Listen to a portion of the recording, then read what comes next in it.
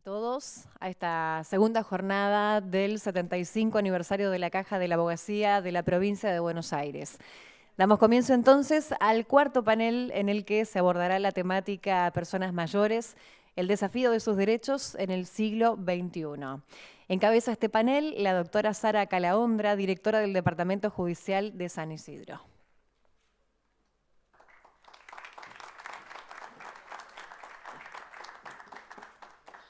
Buenos días, voy a dar la presentación del cuarto panel, Personas Mayores, el desafío de sus derechos en el siglo XXI. Voy a presentar a los expositores. Mercedes Jones es socióloga y doctora en Ciencias Sociales, integra los movimientos Viva la Longevidad y Stop Edadismo, es directora de proyectos del Centro de Innovación Social de la Universidad de San Andrés e impulsa la iniciativa Longevidad Positiva. Juan Pablo Tevini es abogado, egresado de la Facultad de Derecho de la Universidad de Buenos Aires, es docente en Derecho de la Vejez e integra el Centro de Investigación Ambrosio Gioia en esa misma casa de estudios. También es integrante del Centro de Investigación del Derecho de la Vejez de la Universidad Nacional de Rosario, ha participado activamente en numerosos ciclos y seminarios destinados a la promoción y desarrollo de dicha rama del derecho. Es asesor jurídico de compañías biotecnológicas en materia contractual y societaria. En los últimos años se ha especializado en materia de amparos de salud, principalmente en aquellos casos vinculados a la vejez. Sebastián Baroselli es doctor en Derecho y profesor de Derecho Civil y Contratos en la Universidad de Buenos Aires y de Contratos Civiles y Comerciales y Derechos Regulatorios del Mercado en la Universidad de El Salvador. Es investigador adscripto del Instituto Ambrosio Gioia de la UBA y profesor permanente de posgrado en la Universidad de El Salvador, la Universidad de Buenos Aires, la Universidad Católica Argentina y la Universidad Nacional de La Pampa. Es miembro de la mesa directiva de la Asociación Internacional de Derecho del Consumidor y secretario académico del Instituto Argentino del Consumidor. Fue director nacional de Defensa del Consumidor de Argentina y codirige la revista argentina del Derecho del Consumidor. Diana Fiorini es magíster en Criminología y subdirectora del Instituto Interdisciplinario del Niño y la Familia del Colegio de Abogados de San Isidro. Es docente universitaria e investigadora y actualmente se encuentra realizando un doctorado en Derechos de la Vejez. Es asesora académica del Consejo de la Magistratura y cojuez de la Suprema Corte. Bueno, les agradezco y le doy la palabra a la licenciada Jones.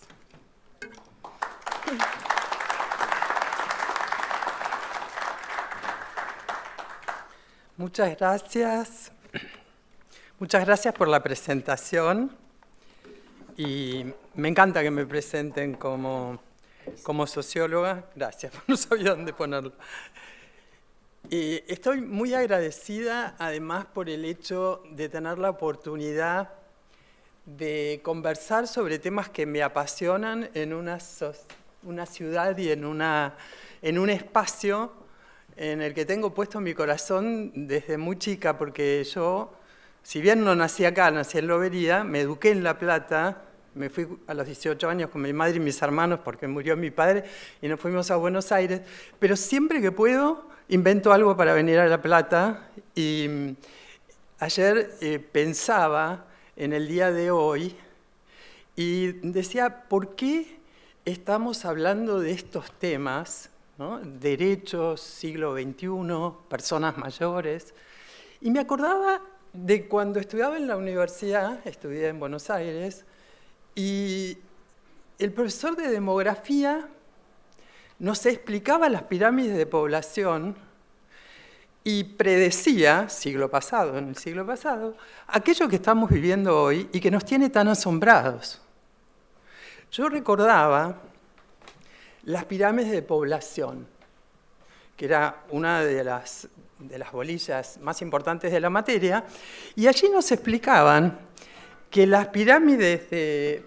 Me parece que está sonando la alarma, pero las pirámides de población había dos tipos. Una pirámide que se llamaba de los países subdesarrollados, ahora sería políticamente incorrecto llamarlo así, nos llamamos países en vías de desarrollo, pero en ese momento el profesor nos explicaba que eran pirámides, ¿no? Que se representaban como un triángulo equilátero. Eran pirámides donde la gente, nacía mucha gente, ¿no? Alta natalidad, y moría mucha gente. Y las pirámides de los países desarrollados, los países ricos, casi que era el triángulo invertido. Nacía poca gente y moría poca gente. Y lo que el profesor nos planteaba, esta es la tendencia para el siglo que viene. Ahora, él también tenía una frase que se las comparto porque a mí me generaba un montón de dudas. ¿Qué está diciendo? Es una redundancia lo que dice. Pero no lo era. Él decía, nos morimos no porque somos viejos, nos morimos porque somos mortales. ¿Y qué significaba? Significaba que en estas pirámides la gente se moría antes del primer año de vida y en la infancia. Nunca llegaban a viejos, o muy poca gente llegaba a vieja. La esperanza de vida era 40 años. Entonces, como máximo, ¿no? Y lo que planteaban es algo que nosotros ahora estamos viviendo como algo revolucionario, porque en definitiva, efectivamente, los países desarrollados, en estos países, la gente vive más, en algún momento nos morimos, obvio, como decía el profesor, somos mortales, pero entonces la pirámide no tiene esta forma, sería que no nos morimos nunca, pero adquiere una forma como de ánfora, ¿no? Como de bulbo de cebolla o alguna analogía que se les ocurra, porque tiene una panza muy grande, la gente vive mucho, bueno, en algún momento se muere, pero cuando nosotros hablamos de longevidad, estamos diciendo, las personas viven mucho, llegan a altas edades, además con buena salud. Y aquello que el profesor planteaba como una tendencia para el siglo que estamos viviendo, no solamente se hizo realidad, sino que yo diría que hay una democratización de la longevidad.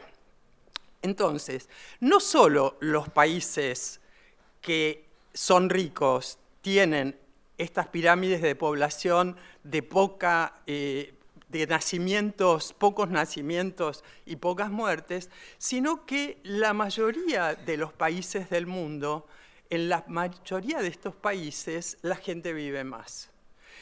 Y yo les diría que hay una fuerte presión para que nosotros vivamos esta experiencia de alta longevidad como algo negativo.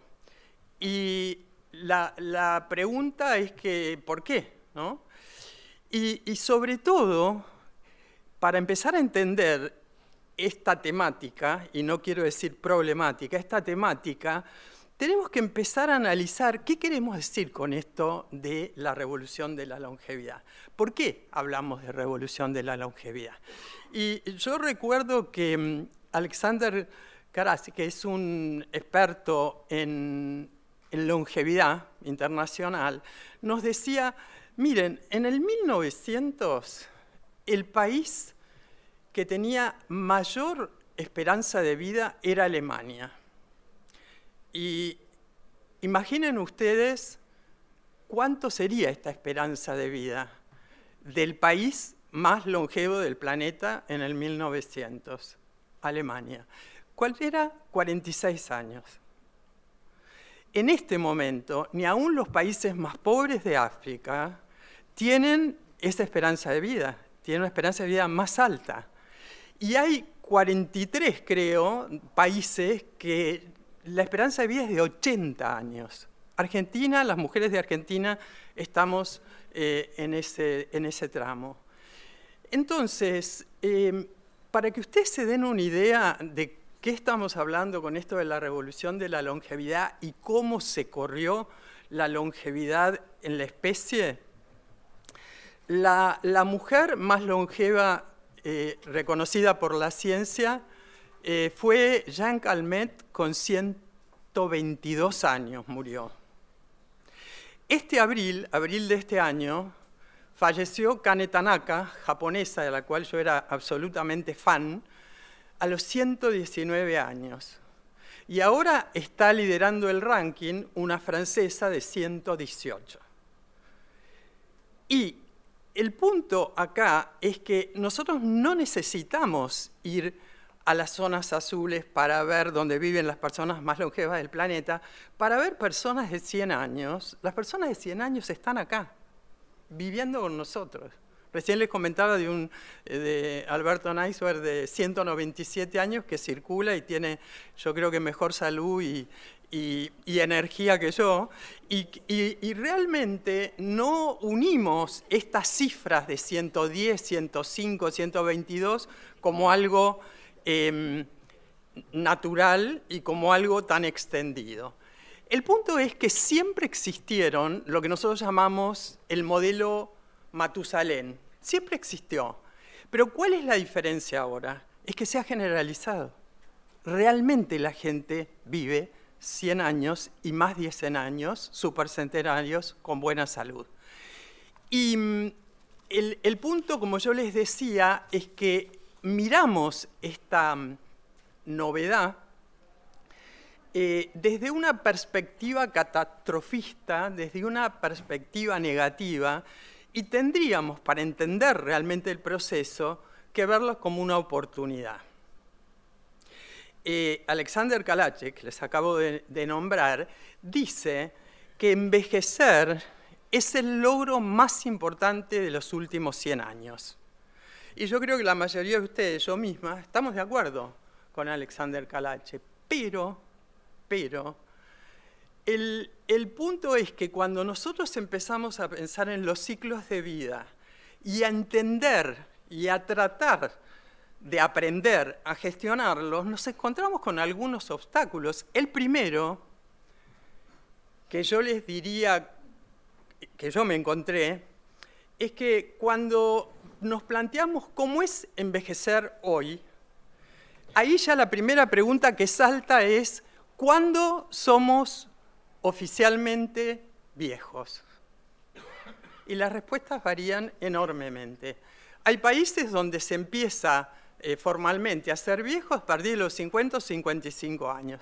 Acá en Argentina, como lo asociamos a la jubilación, somos viejos, legítimamente viejos, entre los 60 y los 65 años.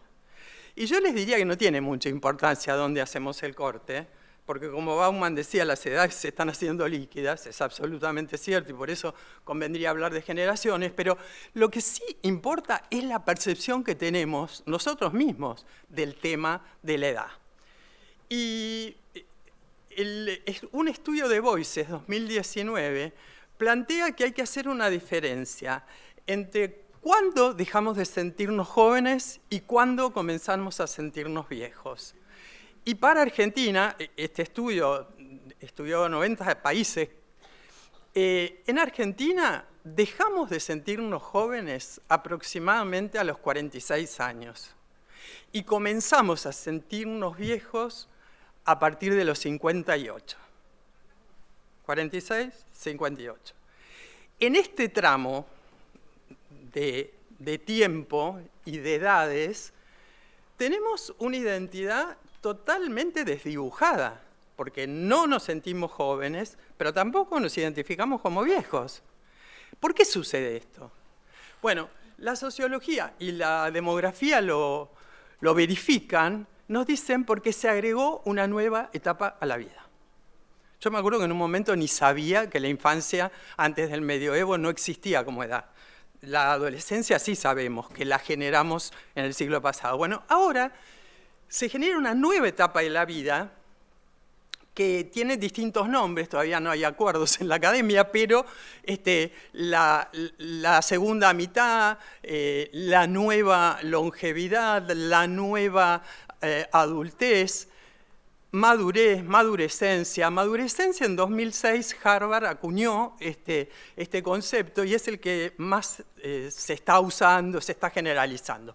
Pero es interesante que el año pasado Tsunami Latam hizo un relevamiento para ver cómo eran estas personas en Latinoamérica, porque hay mucha información, pero de otras culturas, otros países, otras idiosincrasias.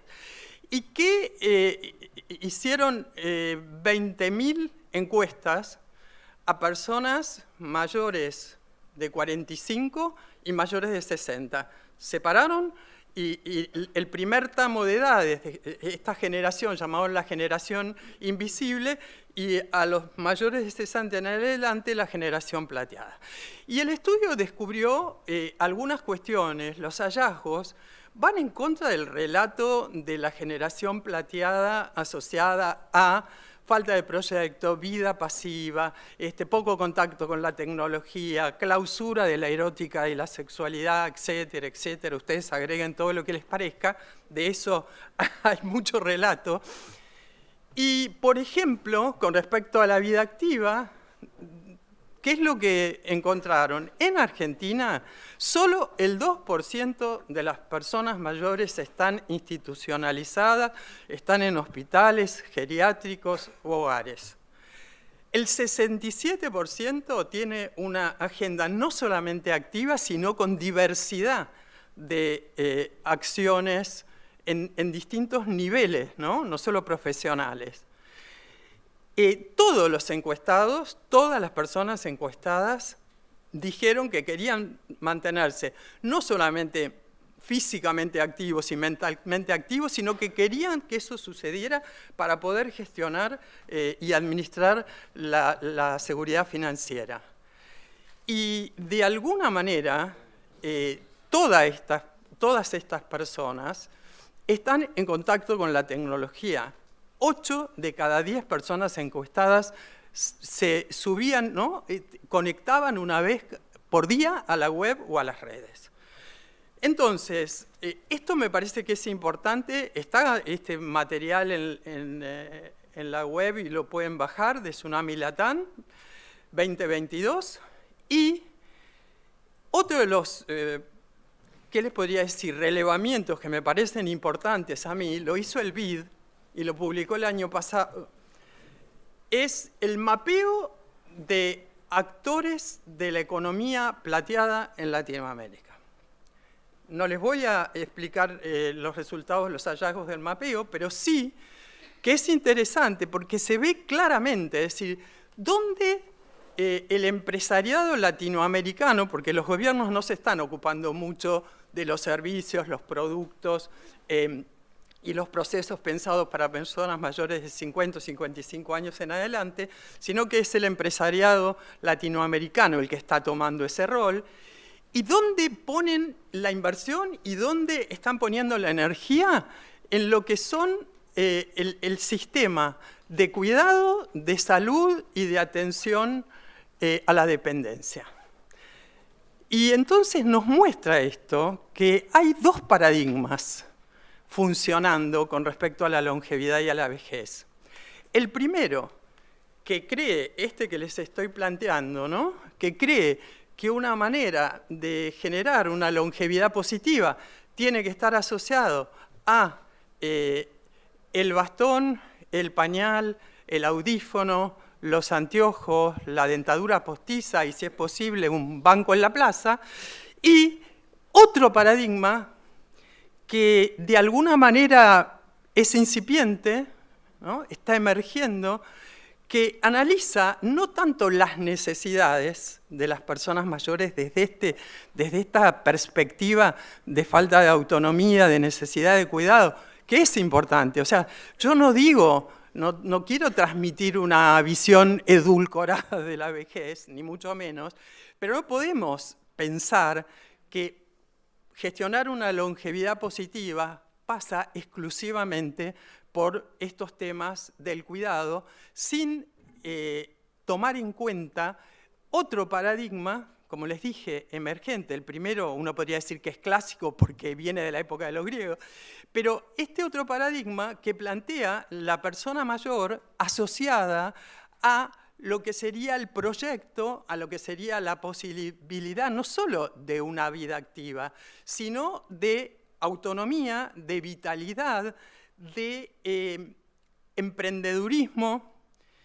Y es interesante porque si ustedes lo analizan, y les pregunto, y ustedes se preguntan, en general estamos asistiendo a lo que sería un exceso de foco en el lado oscuro de la luna, Y acá hay ¿cómo plantearlo? Un desafío muy fuerte para aquellos que tienen que pensar en la actualización que es cultural, que es legal, que es económica, que es social, para empezar a trabajar desde un lugar que no sea fijado y anclado como son nuestros paradigmas con respecto a la vejez en la década pasada, inclusive en la década de los 50, ¿no? En la década que nosotros, los que están estudiando estos temas, plantean como, ¿cómo puedo decir? Como tope de la edad, ¿no? Es decir, cuando uno se jubila. Yo me acuerdo de la edad activa, ¿no? Cuando uno se jubila. Y yo me acuerdo, mi madre se jubiló a los 60 años, era doctora en ciencias económicas, y murió a los 96. Y cuando estaba por los 70, me decía, si hubiera sabido que iba a vivir tanto, no hubiera dejado de trabajar. Entonces acá lo que uno se está planteando tiene que ver con una fuerte impronta de renovación basada en datos, basada en procesos de gestión del conocimiento y en lo que todos sabemos que tenemos que hacer, que tiene que ver con la interdisciplina. Porque estamos construyendo un rompecabezas y no tenemos la imagen para que nos guíe. Es decir, que cuando estamos planteando la necesidad de generar un nuevo marco legal, fiscal, social, cultural, estamos planteando algo que va más allá. ¿En qué sentido va más allá? En que nosotros estamos trabajando en los resultados y tenemos que trabajar en las causas. ¿Y cuáles son las causas de esta perspectiva tan negativa de la vejez? Y en todo caso, ¿cuáles son los procesos que hacen que gente de 50 años sufra por cumplir años? ¿No? Es decir, ¿por qué? ¿Son personas que le falta, ¿no? alguna capacidad o alguna lucidez? No. Si ustedes piensan, el reloj social, por un lado, estamos planteando, ¿no?, que desde el siglo pasado nos están avisando que en este siglo esto va a suceder. Vamos a vivir mucho más. No sabíamos que tanto más, pero lo estamos viendo, ¿no? Vamos a ser supercentenarios. La mayoría de los que están acá van a llegar a ser centenarios y supercentenarios. Entonces, esto se amplía y el reloj social, a medida que va la aguja llegando, ¿no?, al tramo de los 50, se paraliza. Y hay empresas en todos los rubros, pero sobre todo en tecnología, que no toman personas mayores de 30 años. Entre 30 y 35 es el tramo final. Entonces, ¿se dan cuenta del nivel de, qué puedo decir, de falta de sinergia social que estamos generando? Que profesores universitarios o gente con profesiones que no requieren un esfuerzo físico serio, que esas personas tengan que a los 60 años dejar de trabajar en un mundo con la complejidad que tenemos, es realmente disparatado. Entonces, cuando ustedes analizan lo que está sucediendo, decimos, bueno, tenemos que reaccionar. Y yo no estoy viendo bien en cómo voy con el tiempo. Porque ahí veo 54, no sé. Bueno, nos dijeron que ahí iba a medir el tiempo, pero yo lo que veo es cualquier cosa. Y entonces vuelvo a los que les planteaba, ¿no? El reloj social, por un lado, que nos marca, ¿no?, que se detiene y que nos dice, ya no tenés vigencia, no te necesitamos, no tenés ninguna función, llamémosla importante, para dar a tu comunidad. Y cuando nosotros imaginamos que, como en la analogía de ganarle tierra al río, ¿no?, le ganamos muchos años a la vida, algunos autores dicen 30 años, otros 40 años, la pregunta que nos hacemos es, ¿qué ¿ganamos tierra del río para qué? Y entonces el desafío que nos planteamos está siendo respondido desde muchos espacios. Yo solo voy a nombrar algunos, ustedes seguro tendrán otros para plantear, pero bueno, surge un nuevo tipo de economía que se llama Silver Economy, economía plateada, que justamente toma como foco a las personas mayores y en algún punto, como les dije por el trabajo del BID, toman desde la perspectiva de este paradigma clásico y no toman en cuenta el otro paradigma de una persona mayor con estas características, ¿no? de capacidades y de talentos que hay que tomar en cuenta y que son importantes para la comunidad. Y miren, desde la economía plateada, que con la pandemia del COVID en la Unión Europea plantearon que iba a ser un motor de reacción de la economía de todo el mundo, a partir, después Diana va a hablar, ¿no? A partir de lo que es la cultura del cuidado y demás, en este tipo de economía se toman en cuenta dos elementos que a mí me parecen muy significativos. El primero tiene que ver con el talento senior, que ya hablé de esto, que es muy importante y que se ha demostrado que los equipos con personas con lo que se llama diversidad generacional son la puerta de entrada no solo para la creatividad, sino para mayor productividad. Acá en Argentina no tenemos datos todavía, pero del resto del mundo se muestra que es así. Por otro lado, si nosotros planteamos desde la perspectiva colectiva, estamos en redes de ciudades amigables con las personas mayores.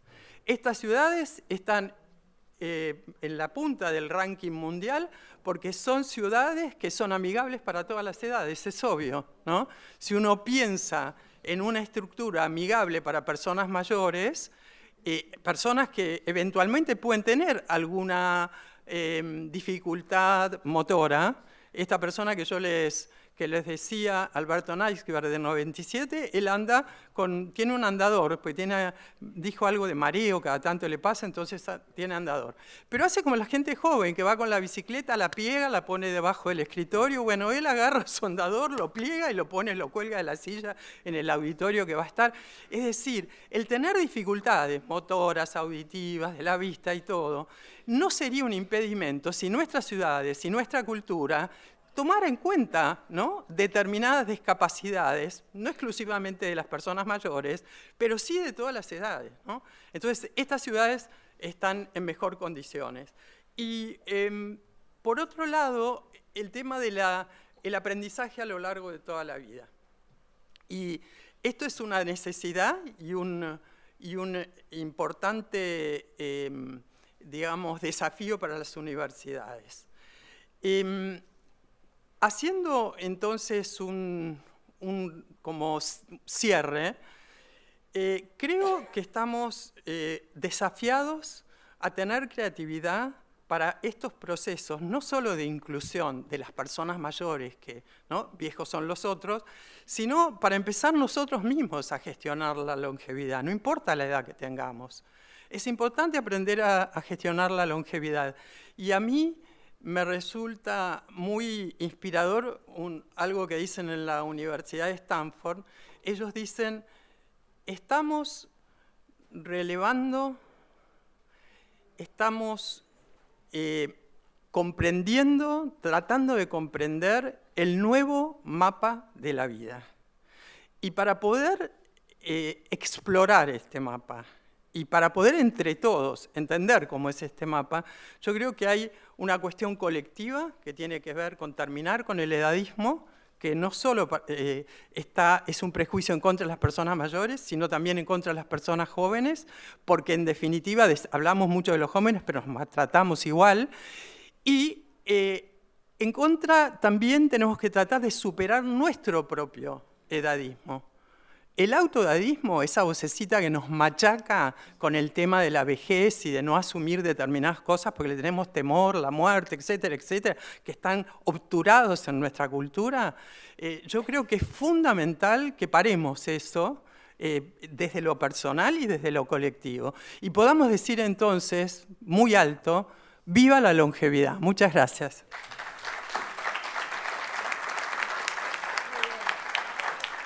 Muy bien.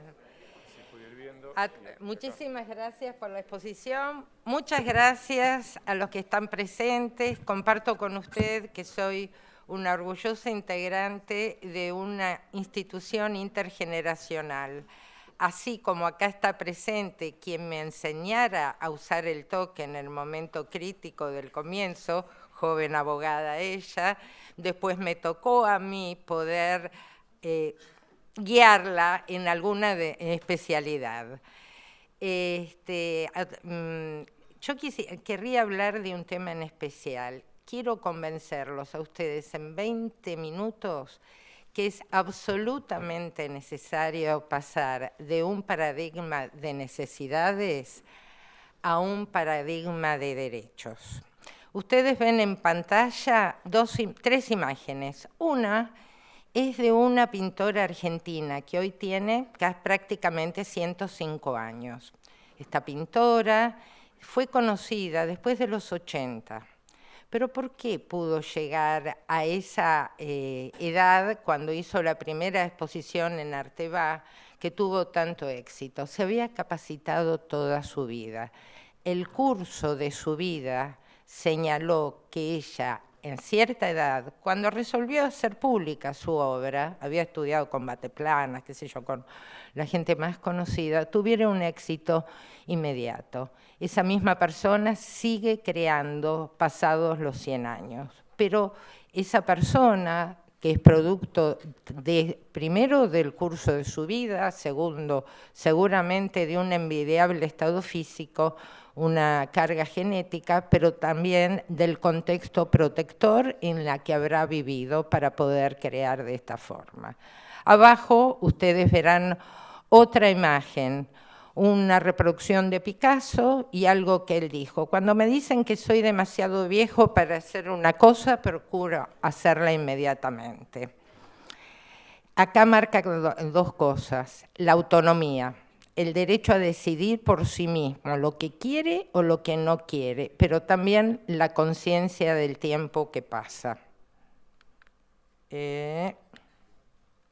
Perdonen. Help. Help. Necesito una ayuda intergeneracional. Lo que ustedes van a... con razón estaba apagado eso. Lo que ustedes ven en pantalla solamente es un recuerdo de uno de los tantos pasos que estamos haciendo dentro del derecho. Pongámonos de acuerdo, todos queremos vivir más, todos sabemos que vamos a vivir más, pero ¿cómo vamos a vivir? Queremos vivir bien, ¿verdad? Queremos que la longevidad sea un momento donde todavía podamos decidir por nosotros mismos, con dónde vivimos, cómo vivimos, quién nos cuida. Entonces, y en esto el derecho que tiene que ver, y el derecho tiene mucho que ver a partir de las normas y la formación de algo que yo llamaría conocimiento gerontolegal. Lo acaban de escuchar en la doctora Jones. En otras ciencias todavía no se han puesto de acuerdo qué es ser viejo, cuál es el límite, a dónde se comienza y cómo. Esas faltas de definiciones que marcan un proceso en un momento innovador de la vida humana también se vuelca en el derecho. Entonces, que a su vez tiene que nutrirse de esas otras ciencias para poder entender mejor el momento actual. Desde el derecho, ¿con qué podemos aportar? Recordar que hay un modelo, un enfoque de derechos humanos representado por la Convención Interamericana de los Derechos de las Personas Mayores, a los cuales nuestro país se adhirió en el 2007. Y lo puse en pantalla para que vean la cantidad de derechos que incluye. Seguramente el doctor Tevini va a hablar después de esto. Pero dentro de esto, quiero tomar solamente un tema. Retomar un poco la situación que pudo haber beneficiado a la pintora nuestra. el derecho al cuidado, que es entre los principios de la Convención se encuentra la promoción y defensa de derechos humanos, el bienestar y el cuidado. ¿Pero qué quiere decir el cuidado? De ingreso a casi nociones de otra disciplina. ¿Qué es lo que dice, por ejemplo, HelpAge? Es una de las tantas organizaciones internacionales. Son las prácticas individuales y sociales destinadas a asegurar la supervivencia y bienestar de los seres humanos. Cuidar significa apoyar a las personas en su autonomía, ayudarlas a desenvolverse en la vida cotidiana. Fíjense que acá el punto está en una cuestión positiva, colaborar, ser el apoyo para que la persona siga siendo independiente. A esto le agregué algo abajo. Este es un concepto que quizás venga de las ciencias médicas o de la parte social. Traducido en derecho, quiere decir que puede ser que necesitemos algún tipo de apoyo, pero aún así respetando los derechos que nos pertenecen en la esfera privada y dentro de la esfera privada el derecho a poder planificar nuestra vida, sea en lo patrimonial o en nuestra extrapatrimonial, así como ciudadano en ejercicio de nuestros derechos dentro de nuestro medio y finalmente como usuarios y consumidores. Dentro de la nueva cultura o nuevo enfoque del cuidado hay un concepto específico que es el autocuidado. Es la capacidad de las personas, de las familias y las comunidades, dice la Organización Mundial de la Salud. O sea que tiene un enfoque tripartito de promover, prevenir y mantener la salud y hacer frente a las enfermedades. Pero volvamos, nosotros nos guiamos por normas jurídicas. La Convención habla del principio del cuidado, no solamente en el área de salud. Por eso planteo que un concepto gerontologal tendría que incluir la capacidad de autogestión en la promoción y planificación preventiva de riesgos, ya sea a través de los instrumentos legales que hoy conocemos, por ejemplo, los autos de autoprotección, pero también con respecto a la decisión que en el caso que nos tengan que cuidar, quién, cómo y a dónde. Hasta ahora, así como Mercedes explicaba que hubo un modelo tradicional, dentro del derecho también ha habido un modelo tradicional de cuidados, un modelo que lo vamos a llamar el familiarista. Está en nuestro propio Código Civil y Comercial, está en nuestra Constitución de la Provincia de Buenos Aires. Recuerden, uno de los artículos más acertados que tiene en familia el Código Civil y Comercial es cuando habla de los deberes y derechos dentro del matrimonio. Y les recuerdo por el 431 que los esposos deben prestarse asistencia mutua.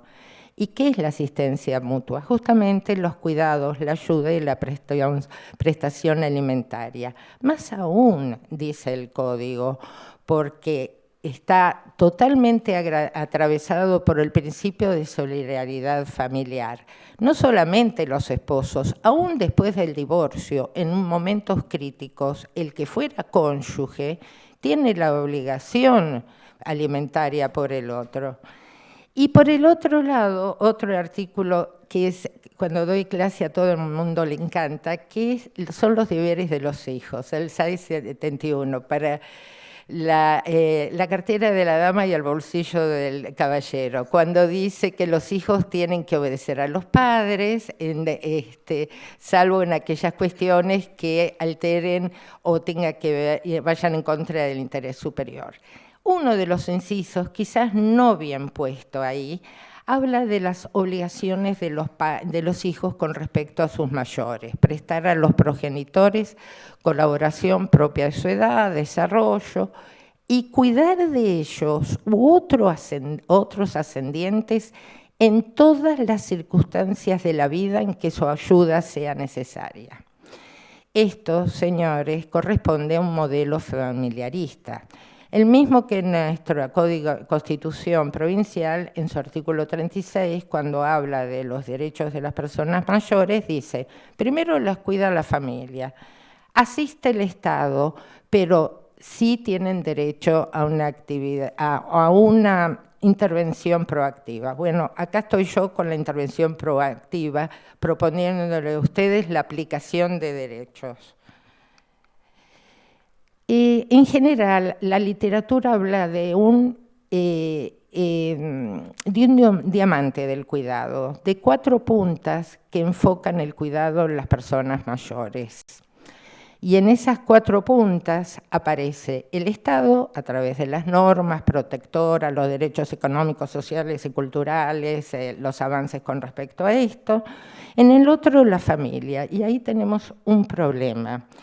La familia pensada en el siglo XX no es la del XXI, la familia es verticalista. Hay gente que vive sola, hay familias monoparentales, hay muchas familias. Lo que sí tenemos claro es que la familia extendida de otros siglos hoy no existe y tampoco va a existir.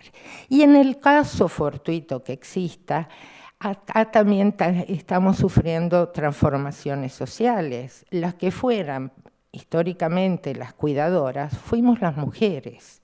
La economía feminista aporta, con respecto a la cultura del cuidado, un enfoque especial. Dice, atención, así como los economistas ponen el punto en la producción, nosotras le ponemos el punto a la reproducción, porque la familia es el lugar de la reproducción social.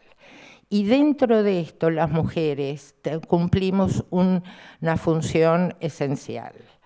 Pero no solamente porque aportamos laboralmente los cuidados. Ustedes saben que los cuidados son el tercer ítem del Producto Bruto Interno argentino, más de 15.3% de nuestro PBI, si lo traducimos en dinero, ocupa el tercer lugar dentro del total del PBI.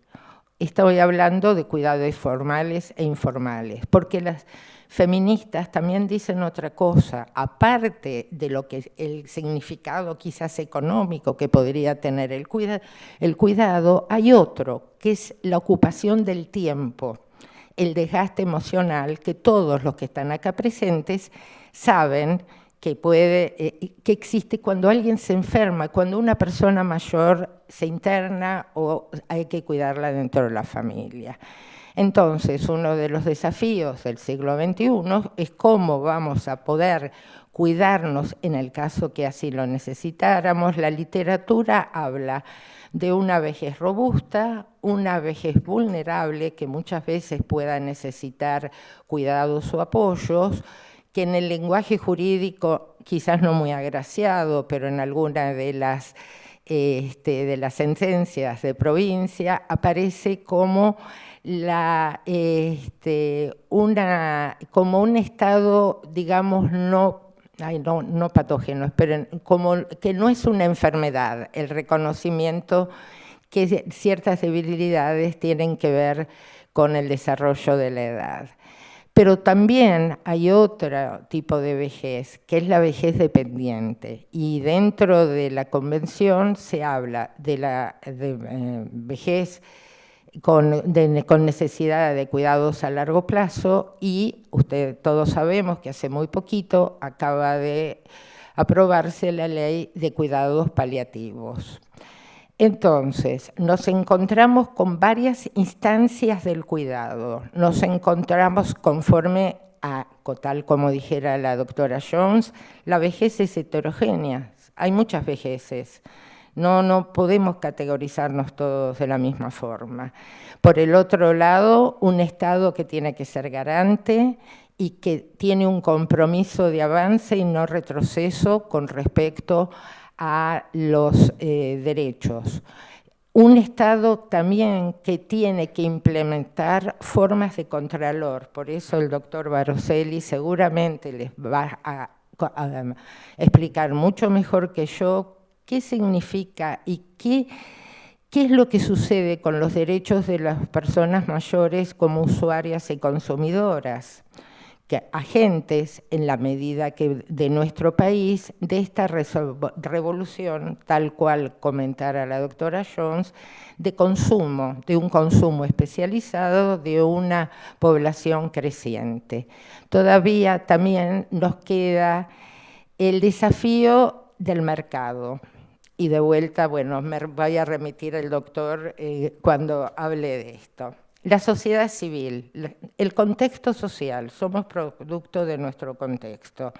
Y dentro de esto, pensar qué influencia tienen las viejas creencias. Algunos lo llaman edadismo, otros viejismo, para especificar directamente la discriminación contra las personas mayores. ¿Cuál es la propuesta? Una propuesta para nosotros, abogados en ejercicio, que hay que ir construyendo. Un modelo centrado en la persona, porque ¿vieron ese diamante? ¿Saben lo que faltaba en ese diamante? La persona misma, la percepción subjetiva de cómo todas esas instituciones que pueden cuidar o ocuparse de cuidados, qué es lo que cómo usarla y qué es lo que quiera. Y pensando en un modelo enfocado en lo que cada uno de nosotros vamos a hacer en nuestra longevidad, seguramente diferente de otros, se plantea la necesidad de un modelo centrado en la persona y sus preferencias, reconociendo la heterogeneidad de las vejeces. Segundo, impulsar desde el derecho la planificación preventiva, tanto patrimonial como extrapatrimonial, a través de un producto, un proceso de preparación, en el caso fortuito, que suframos alguna fragilidad durante esta larga extensión de nuestra vida. Una perspectiva diferencial en el trato. Esto aparece tanto en la Convención como en reiteradas normativas, sencillamente porque nuestros tiempos son diferentes.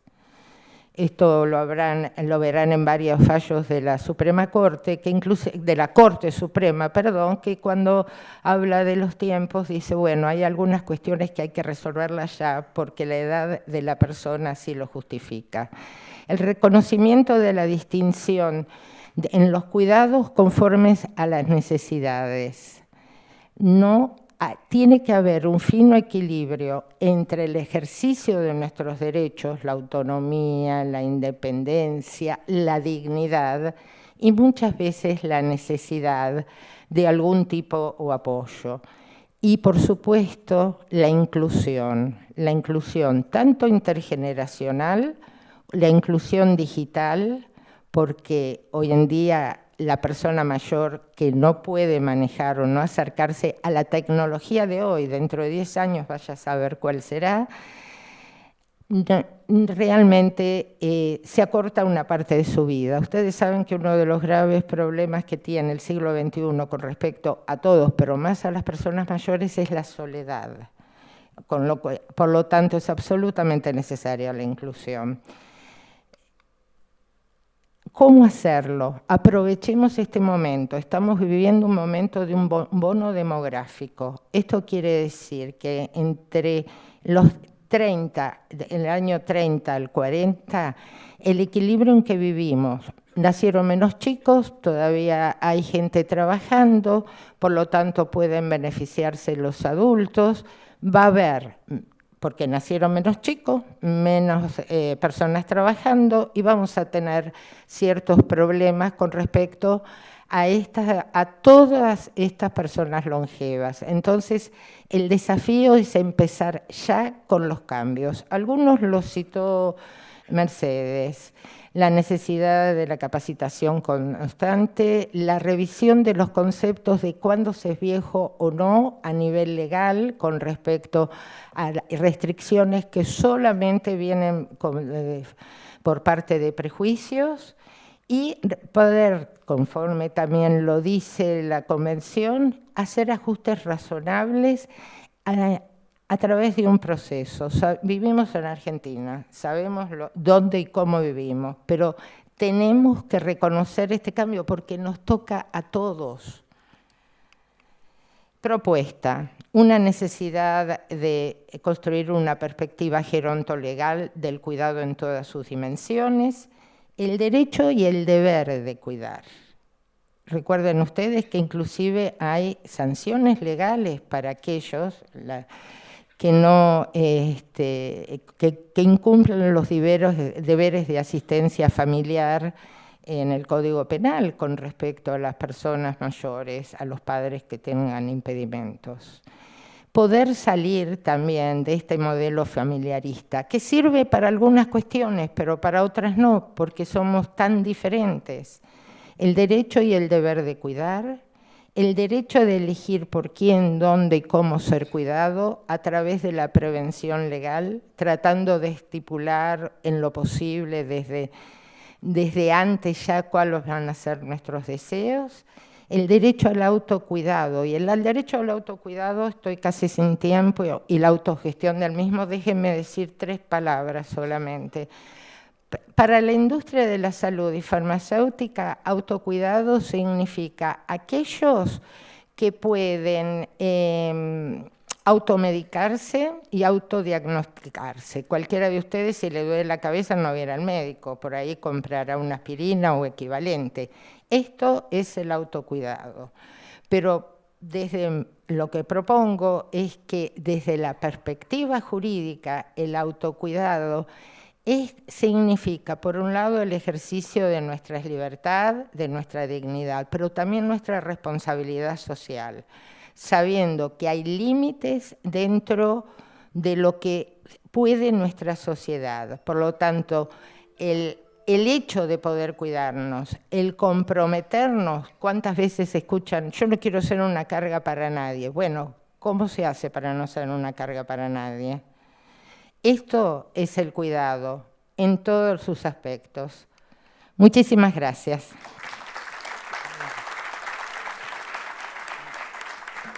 Gracias.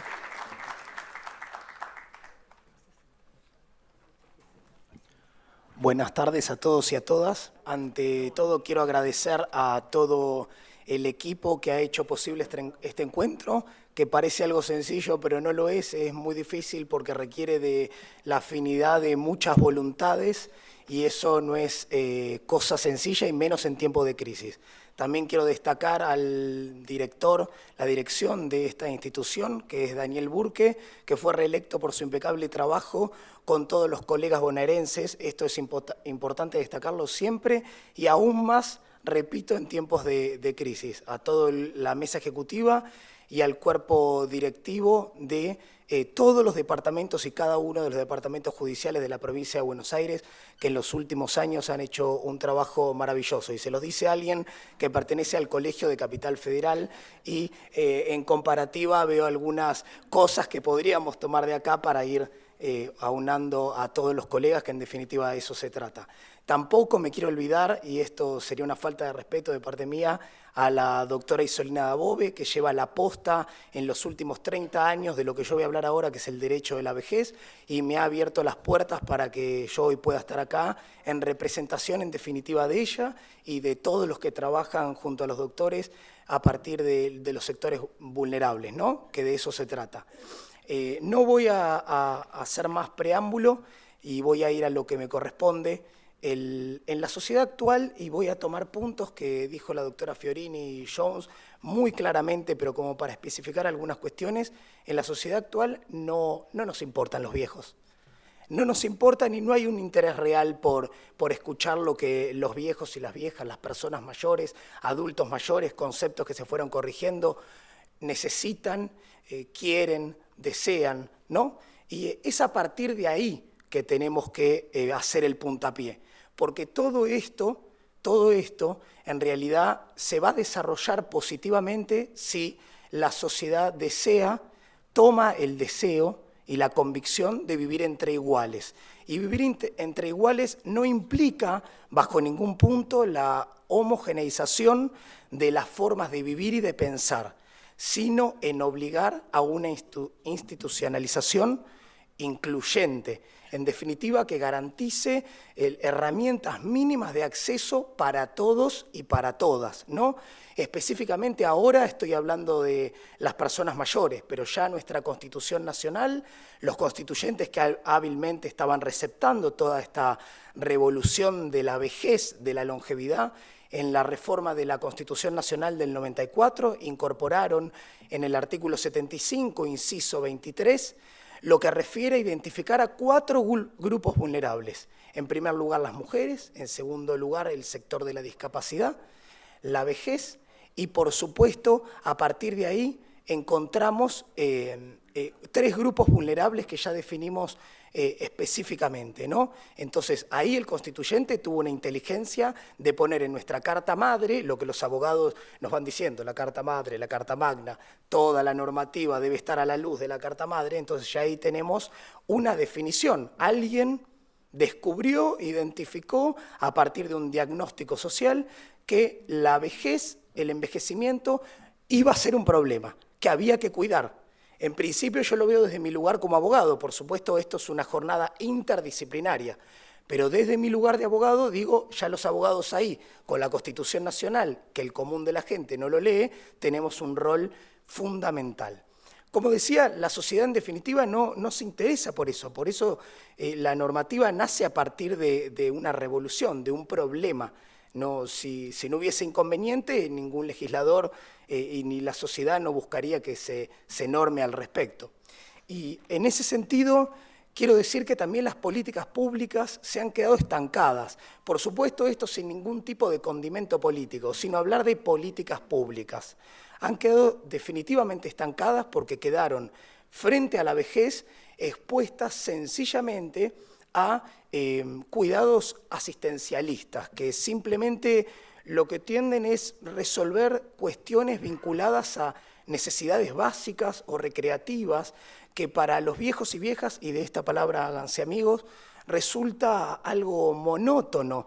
Entonces, todo lo que sucede alrededor de la vida de una persona mayor es monótono, y eso los limita, los incapacita y en definitiva les impide avanzar y ser voceros por ellos mismos, ¿no?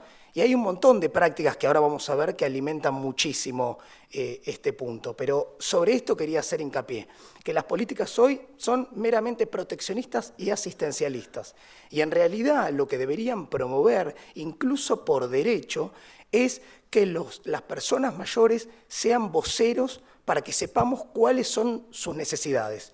Socialmente, y no me quiero meter en el campo de la sociología, pero socialmente las personas cuando no encuentran respuesta frente a los problemas que les pasa, se vinculan.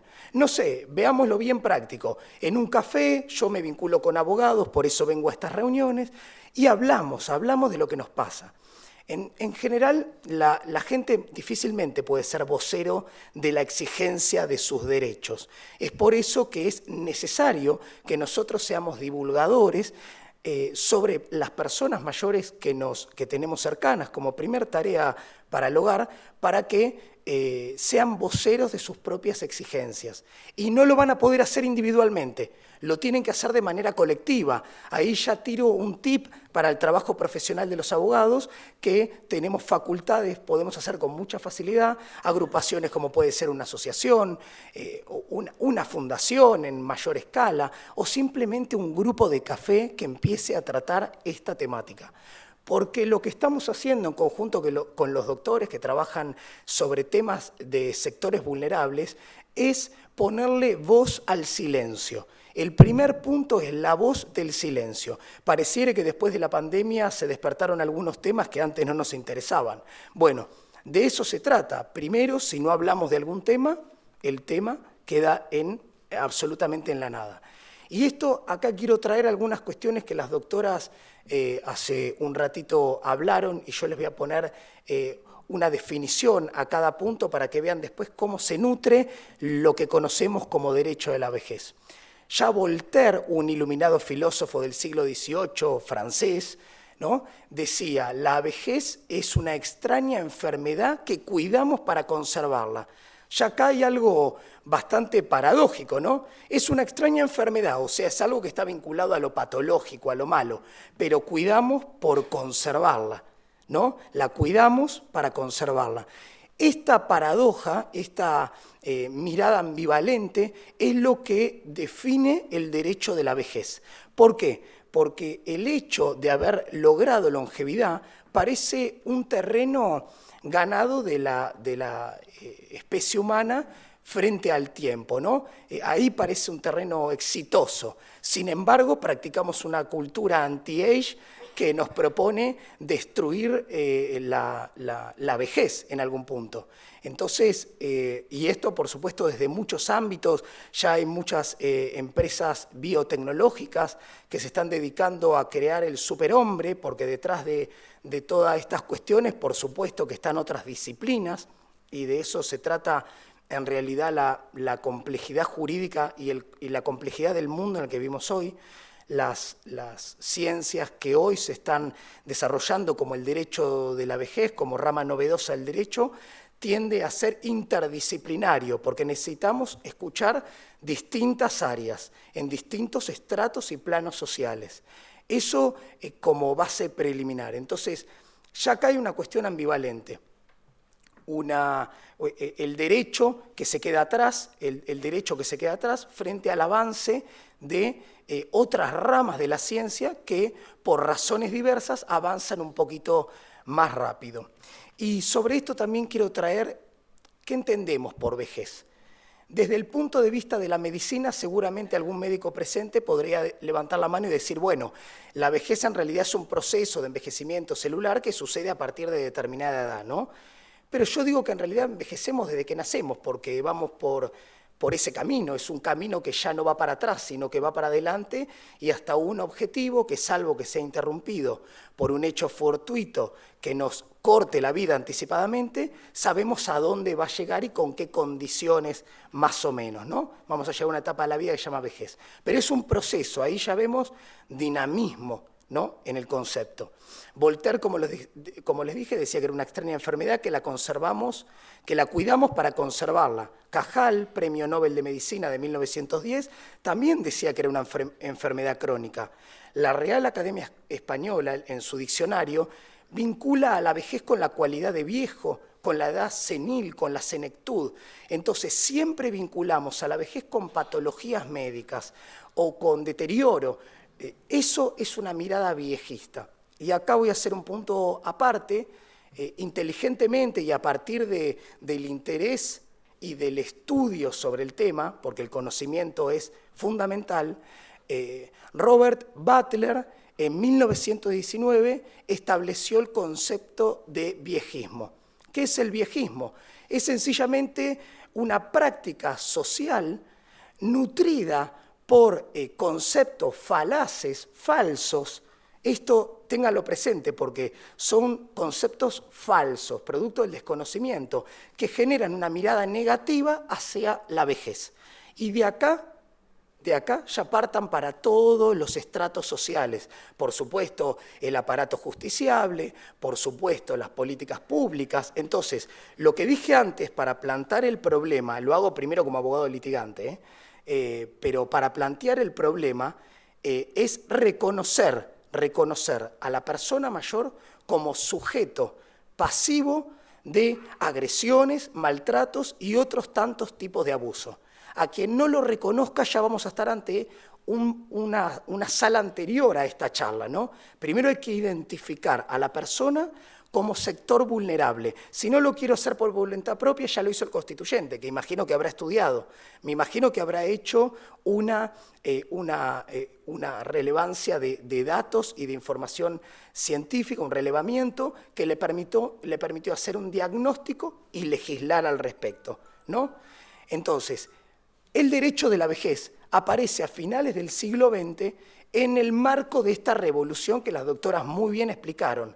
Crecimiento demográfico, baja de la tasa de mortalidad y un aumento notable de la expectativa de vida. Para ser bien preciso y que lo vean comparativamente, en 1960 la Argentina tenía una población mayor a 60 años del 5,2%. y hoy tenemos el 15,7. En el 2050, a mediados del siglo XXI, vamos a tener el cuádruple. E incluso algo que dijo la doctora Jones, con países y continentes completos que están en vías de desarrollo, como le puede pasar a África, aún así, a pesar de malas condiciones de vida, ya la longevidad es un hecho plantado. Está plantado, la especie humana es más longeva. Y esto, el derecho de la vejez, se empieza a construir de esta forma, no hay otra forma, porque vieron que, sobre todo, y lo digo como Nobel abogado, cuando uno va a la facultad todo lo ve como una abstracción, la corte, los colegios, no se imagina si hay gente con peluca o flotando, pero arranca así, arranca con voluntades que comenzamos a charlar, identificamos problemáticas, cada uno de distintas áreas, y empezamos a formar ideas. Y así nació el derecho a la vejez a finales del siglo XX, receptando todo esto. E inteligentemente quien construyó esta corriente entendió que debería ser transversal, atravesar todas las áreas del derecho, todas, incluso interdisciplinario, porque también tenía que conectarse con otras disciplinas, los médicos gerontólogos, los sociólogos, los psicólogos, para justamente entender por qué a la sociedad le pasa esto. El primer punto es no enojarse con nadie, porque todo es prueba y error, es una práctica. En 100 años quizás todo esto digan, uy, ¿se acuerdan ese lo que dijo? Todas pavadas, porque nos demos cuenta de un montón de cosas nuevas. Pero en principio es esto lo que tenemos, ¿no? Entonces, la idea es esa, el derecho a la vejez hace este análisis y es, por supuesto, un derecho que, a diferencia de otras ramas que podrían ser un poco más abstractas, es bien práctico. Requiere de los que lo ejercemos un trabajo de tesis, de investigación, de campo, de salir al campo y ver quiénes son viejos, quiénes son viejas, ¿qué pasa con aquellos sectores que se transforman en hipervulnerables? ¿Por qué? Me pasó con una clienta, mujer, mayor de 60 años, indígena, consumidora, es decir, que en una sola persona se encierran varios grupos vulnerables, ¿no? Y acá es donde ya esta persona ve una distancia enorme entre lo que a cualquiera de otras personas estereotipadas podrían generar o conseguir mucho más fácilmente. Y esto, en definitiva, es el trabajo del derecho a la vejez. No, con lo que voy a decir ahora no le quiero quitar respeto al derecho a la vejez, que tiene un profundo cuerpo normativo que lo define, que ahora voy a hablar de eso brevemente, pero quiero decir esto. La primera práctica es de divulgación, de alguna manera evangelizadora. El derecho encuentra un diagnóstico a partir de la rama de la vejez y define algunos puntos esenciales.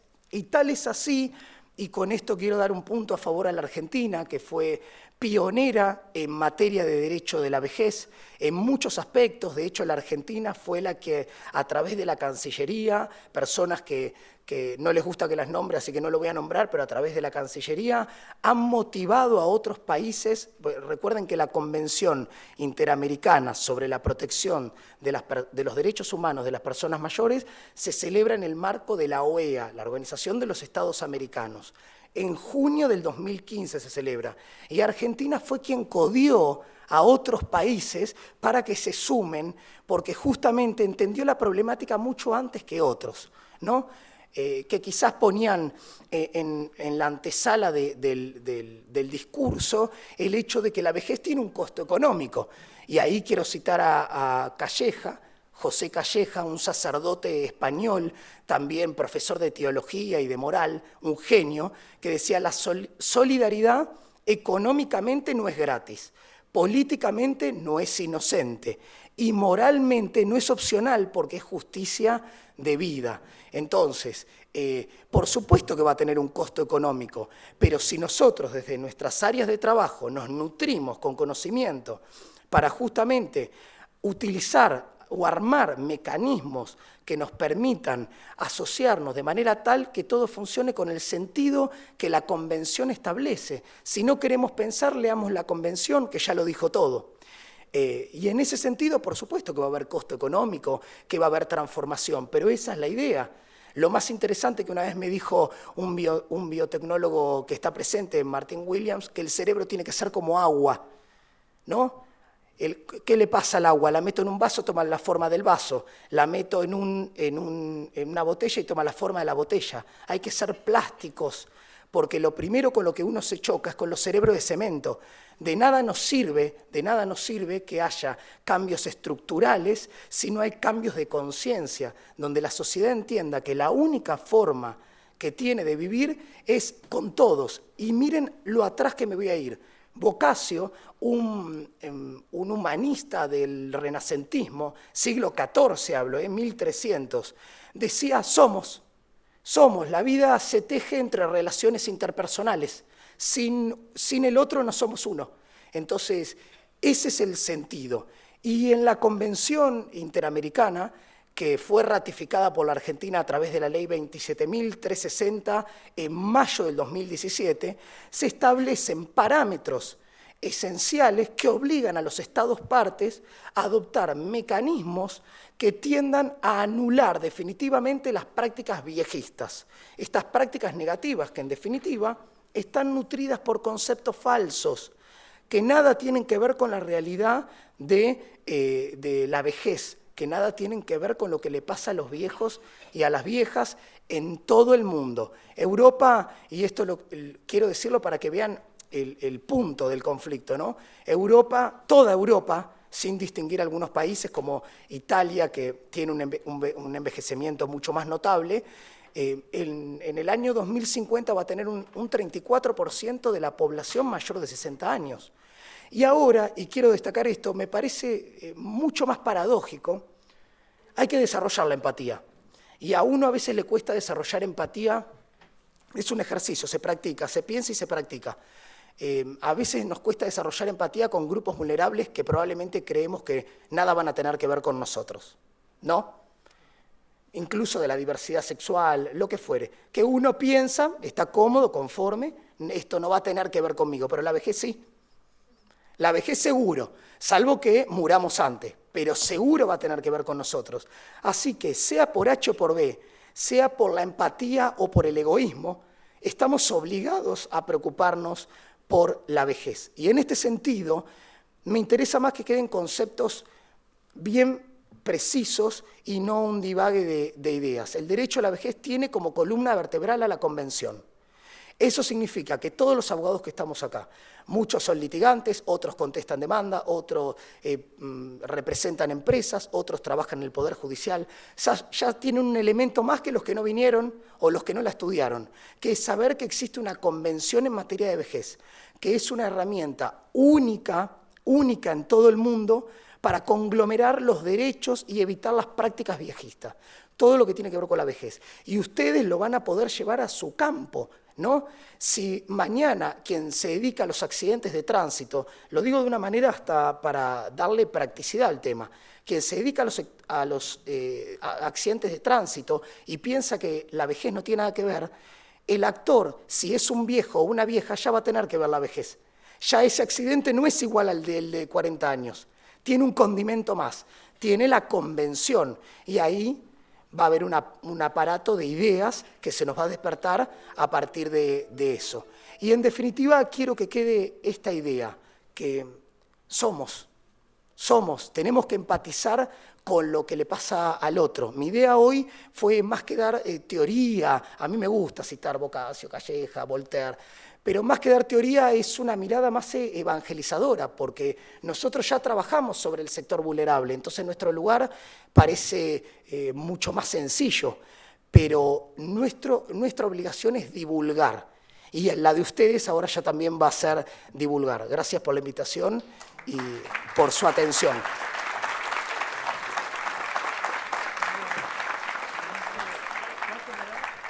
Muy buenos días a todas, a todos. Ante todo, muchísimas gracias a la Caja de la Abogacía de la Provincia de Buenos Aires por la invitación. Me uno a la celebración de sus 75 años. Agradezco también a los directores académicos que organizaron este magnífico congreso interdisciplinario sobre esta temática tan importante. Gracias. Bien. Y me toca a mí conversar con ustedes estos minutos sobre una aplicación de la temática que venimos conversando, que es la de visibilizar a las personas mayores en tanto consumidoras hipervulnerables y cómo particularmente en un sector como es en los servicios financieros, esa cuestión ha suscitado, sobre todo en el último tiempo, problemáticas que me gustaría compartir cómo han sido abordadas desde las políticas públicas y desde la normativa. Ya bien se dijo aquí que cuando hablamos de consumidoras y consumidores, hablamos de personas que son estructuralmente vulnerables en las relaciones que tienen con los proveedores de bienes y servicios frente a los proveedores de bienes y servicios en el mercado.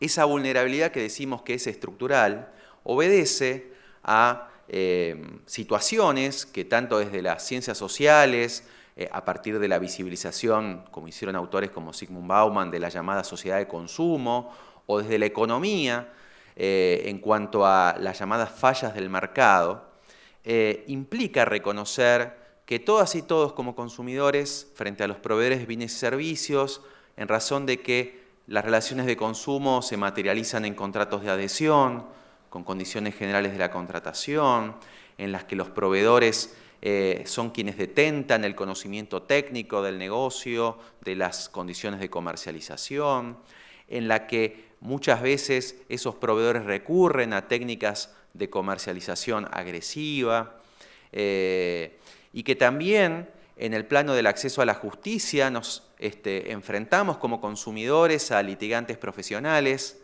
que conocen al sistema, a los actores del sistema y nosotros como consumidores somos muchas veces litigantes ocasionales que quizá nos conocemos nuestros derechos, que tenemos que enfrentar muchas veces un largo peregrinar para poder encontrar espacios para la resolución de nuestros conflictos y que además nos encontramos, como decía Kennedy en aquel discurso del 62, que todos somos consumidores, pero somos la clase menos organizada, también nos enfrentamos muchas veces a actores que en la opinión pública, ante las autoridades públicas, bregan y ponen en la agenda sus intereses, y es legítimo que así sea, pero también ahí nos encontramos en una situación de desigualdad.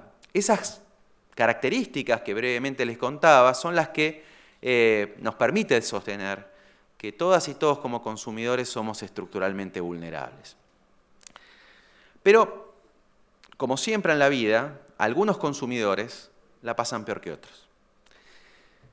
Y a eso es los que desde algún tiempo venimos acuñando este término de los consumidores hipervulnerables, la dimensión de la hipervulnerabilidad en las relaciones de consumo. A esto de que, lejos de hacer una sinergia positiva, el ser consumidor se le adicionan otras vulnerabilidades, entre las que podemos encontrar, por ejemplo, el de ser personas mayores, ¿no? Este concepto de la hipervulnerabilidad fue construyéndose en nuestra doctrina y a partir del año 2020, y me tocó tener la suerte y el privilegio de motorizar ese reconocimiento normativo y esa implementación de política pública desde la Autoridad Nacional de Aplicación de Defensa del Consumidor, en Argentina ya no es solamente retórica, sino que tiene, como decíamos, cuerpo normativo y política pública implementada. La resolución 139/2020 de la Secretaría de Comercio Interior de la Nación, allá a veces percibo que ya todos queremos olvidarnos de ese tiempo que transitamos allá por comienzos de marzo del 2020, ¿no? Donde nos enfrentábamos a un tiempo difícil, inesperado, sin una perspectiva clara, y algunos decían, recuerdo, bueno, esperemos a que escampe. Yo que vengo del interior de esta provincia, me gustan ese tipo de metáforas. Y recuerdo, allá por marzo del 2020, que dijimos, hay cosas que no pueden esperar. Los hipervulnerables no podían esperar. Y entonces ese tiempo de pandemia tan difícil fue, del mismo modo, la oportunidad y la necesidad del reconocimiento normativo de esa categoría de consumidores, de esos consumidores que a la vulnerabilidad de ser consumidor se le agregan otras vulnerabilidades que, como decíamos, implican mayores dificultades en el ejercicio de sus derechos y en el acceso a la justicia para hacer valerlos. A partir entonces de esta resolución que reconoció esta categoría de consumidores hipervulnerables, se estableció una política pública que, por un lado, identifica oficiosamente los reclamos de estos consumidores hipervulnerables. La resolución menciona algunos colectivos que pueden comprenderse dentro de esta categoría de consumidores hipervulnerables, niñas, niños, adolescentes, personas mayores, personas con discapacidad, migrantes, colectivos de la diversidad sexual, personas en situación de vulnerabilidad socioeconómica, personas que viven en barrios populares, por mencionar algunos de los colectivos que menciona la resolución, y que una vez que esos reclamos son identificados, sea en el canal de la Ventanilla Única Federal, que es el canal que permite a consumidoras y consumidores de todo el país, vivan donde vivan, encontrar una herramienta fácil de reclamación, o en los diferentes ámbitos territoriales con los que se articula, ya sea con otros organismos del Estado u organismos de la sociedad civil, donde esos reclamos de consumidores hipervulnerables son identificados a través de una política de facilitación de reclamos.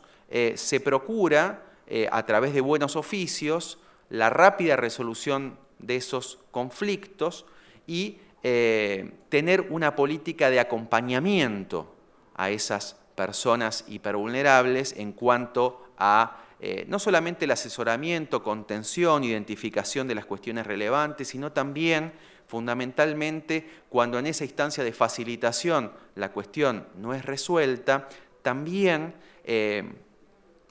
la posibilidad de acompañarla a las instancias de resolución de conflictos extrajudiciales, ¿no? Que por naturaleza los sistemas de resolución de conflictos extrajudiciales no requieren de patrocinio letrado obligatorio, pero que en el caso de los consumidores hipervulnerables requiere de un algo más respecto de las autoridades públicas. En ese sentido, otra resolución, que es la 616, estableció, por un lado, no solamente la posibilidad que tienen los consumidores hipervulnerables de ser acompañados por el equipo de abogadas y abogados que tiene la Autoridad Nacional de Aplicación para ejercer ese sistema de facilitación y acompañarlo también a las instancias de conciliación o de arbitraje que funcionan en la Autoridad Nacional y con la articulación que también se tiene con las autoridades locales de aplicación. Vale decir, estando aquí en la provincia de Buenos Aires, el Senado de la provincia de Buenos Aires felizmente esta semana modificó con una media sanción la ley 13.133, incorporando expresamente la categoría de consumidores hipervulnerables, así que hacemos votos para que también la Cámara de Diputados de la provincia acompañe esta tan importante iniciativa, como la viene haciendo también muchas autoridades locales de aplicación a lo largo y a lo ancho del país.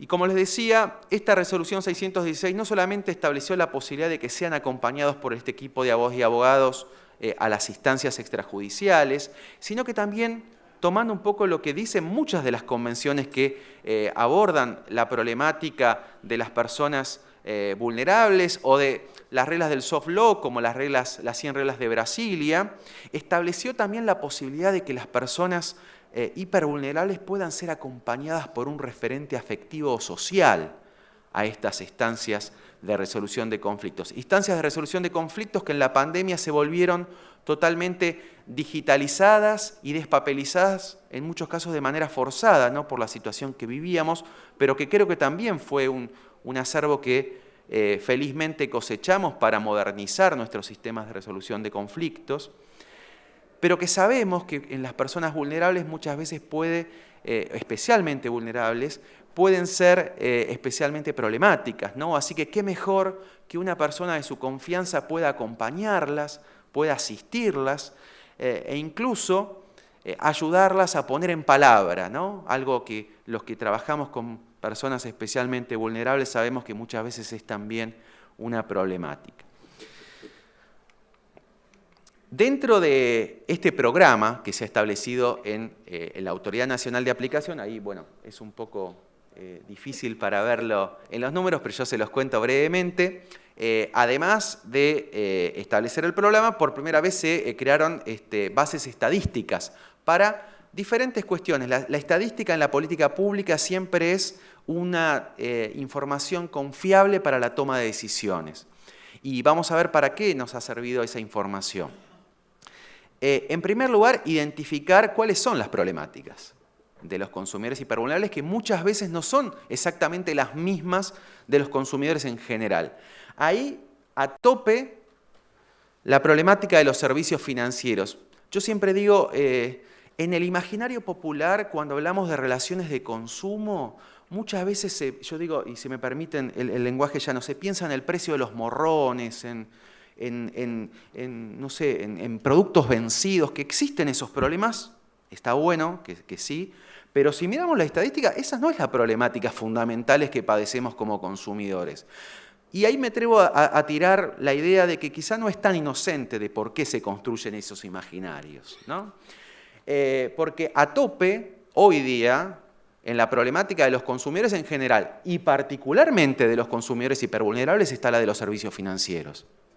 Los bancos, las tarjetas de crédito, los préstamos, la fintech, por mencionar solamente algunos de los sectores de actividad, que son, sin duda, los sectores de actividad que me atrevo a decir, de manera sistemática, muchas veces, más vulneran los derechos de los consumidores. Y dentro de esos colectivos de consumidores hipervulnerables, estas son estadísticas de este año 2022 hasta septiembre, a tope las personas mayores, con casi el 64% de los reclamos que son identificados como de consumidores hipervulnerables.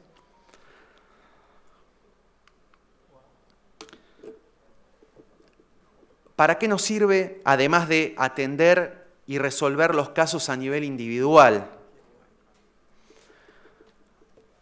En primer lugar, y por eso la importancia de la ventanilla única federal como un instrumento que centralice la reclamación a nivel nacional, poder identificar cuáles son esas prácticas abusivas que muchas veces están diseñadas especialmente a esos colectivos hipervulnerables, para poder ejercer el derecho administrativo sancionador y aplicar las multas que sean necesarias para desalentar esas prácticas abusivas. Me llevo, si me permiten, la satisfacción de tener el récord de mayor cantidad de multas, no solamente a nivel individual, sino de todos los que me precedieron y sucedieron juntos, de las autoridades nacionales de aplicación, porque tomamos la decisión de que había que tener desde la autoridad nacional, ya no un rol subsidiario como quizá lo tuvo mucho tiempo, sino un rol realmente federal y presente, especialmente, como nos dice el Papa Francisco, primero los últimos, ¿no? Y ahí identificamos varias prácticas abusivas que les quiero contar, vinculadas a los servicios financieros en las personas mayores.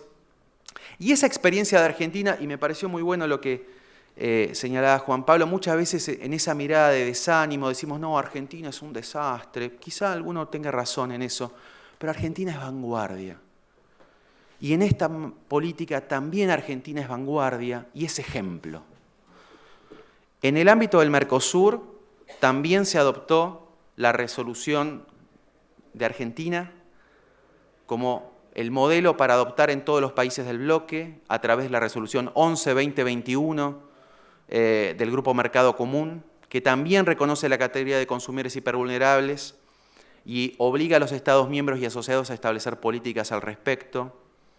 Ese mismo ejemplo se tomó como recomendación en el Foro Iberoamericano de Agencias Gubernamentales de Consumo y también es tomado como ejemplo por la UNCTAD del ámbito de Naciones Unidas, que trabaja los temas de consumidores y competencia.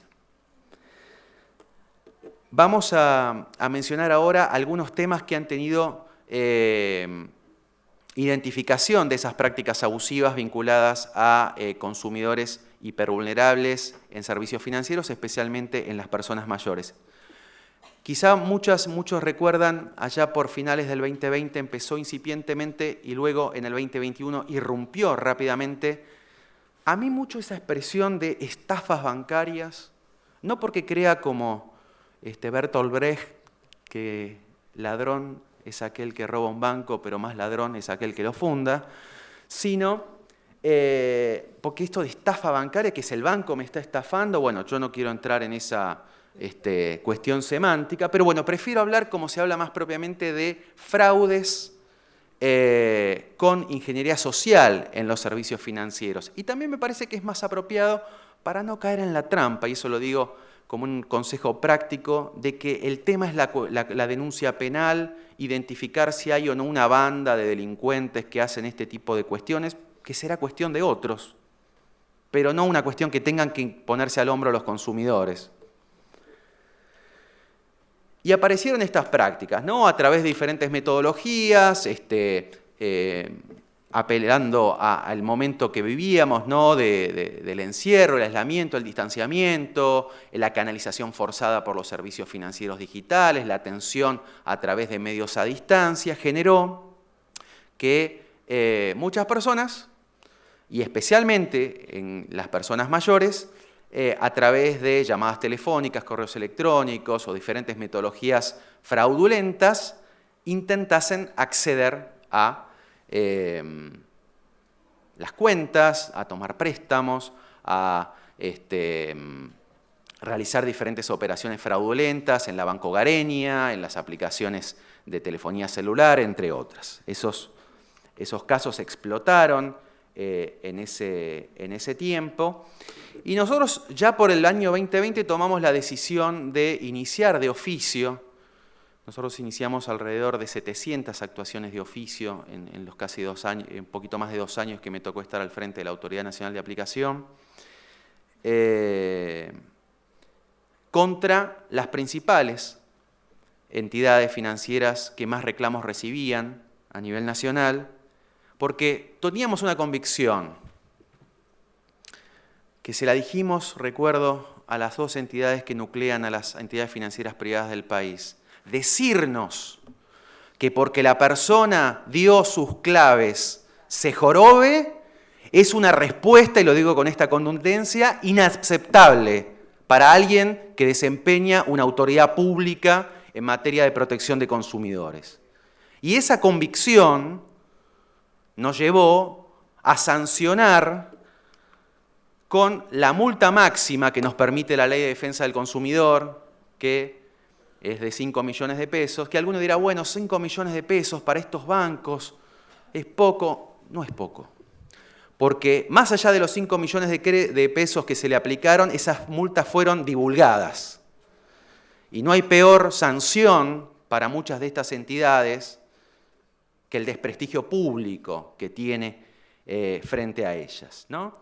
Y en esas resoluciones dijimos algunas cuestiones que gracias a Dios ahora también los jueces están diciendo, allá lo dijimos en el 2021, que la obligación de seguridad, que es un derecho constitucional que tenemos como consumidores en los entornos digitales,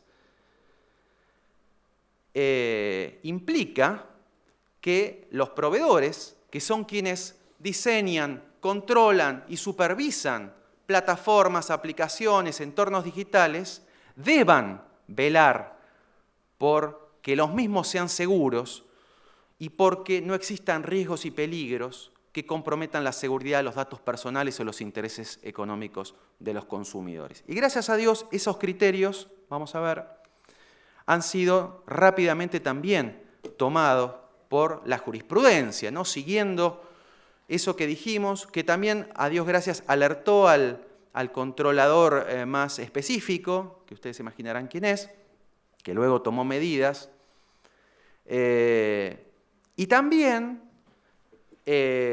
como decíamos, esta normativa ya está siendo tomada por los jueces de todo el país y gracias a Dios también hoy día ustedes deben saber que las autoridades administrativas de defensa del consumidor encuentran un canal en la que los consumidores hipervulnerables pueden resolver estas situaciones rápidamente en muchas de las entidades.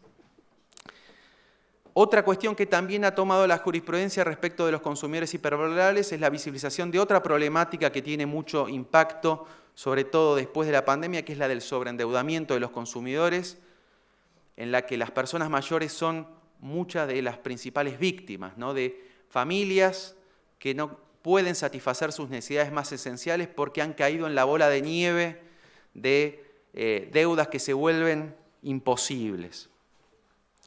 Muchas veces también por prácticas abusivas. Ahí quiero mencionar algunas de las otras medidas que tomamos al respecto con un sector muy problemático, el del sector fintech. Los invito a que miren en YouTube lo que dice el presidente de la Cámara Argentina de Fintech en una entrevista. Dice, el sector fintech facilita el acceso al crédito a personas que no pueden acceder al crédito formal porque están sobreendeudadas o porque no califican al sistema creditorio tradicional. ¿Y cuáles son los criterios que toman ustedes para determinar el costo financiero? Bueno, por ejemplo, la hora en que la persona toma el crédito. Si la toma a las 5 de la mañana, quiere decir que está desesperada.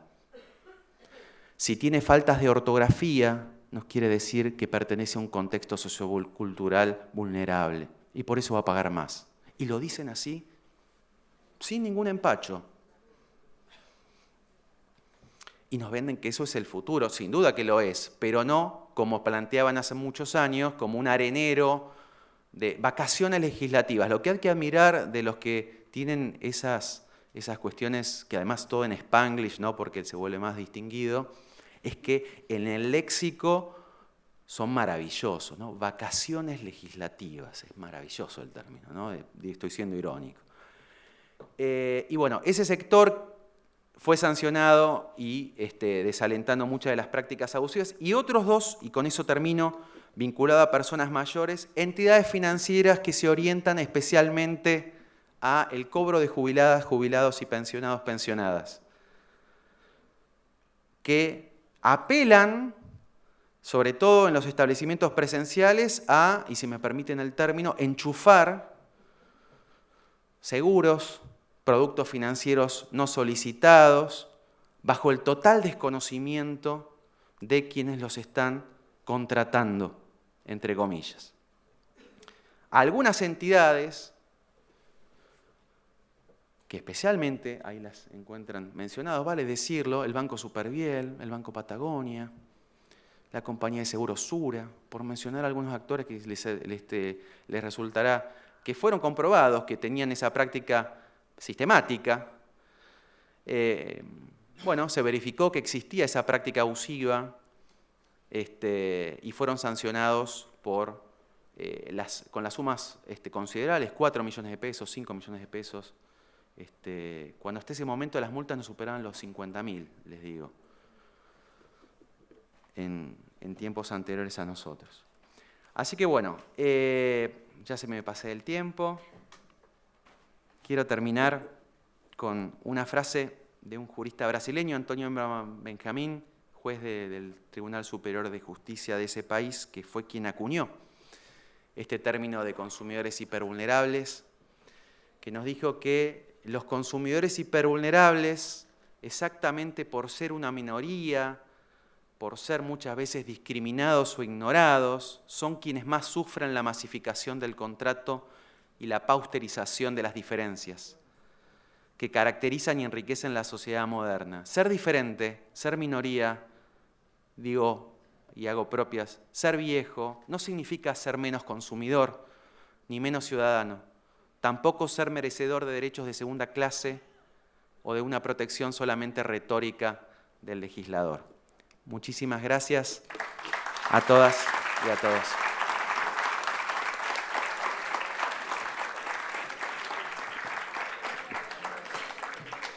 La doctora Sala Calahondra, directora del Departamento Judicial de San Isidro, hará entrega de un diploma y un presente a cada uno de los integrantes del panel.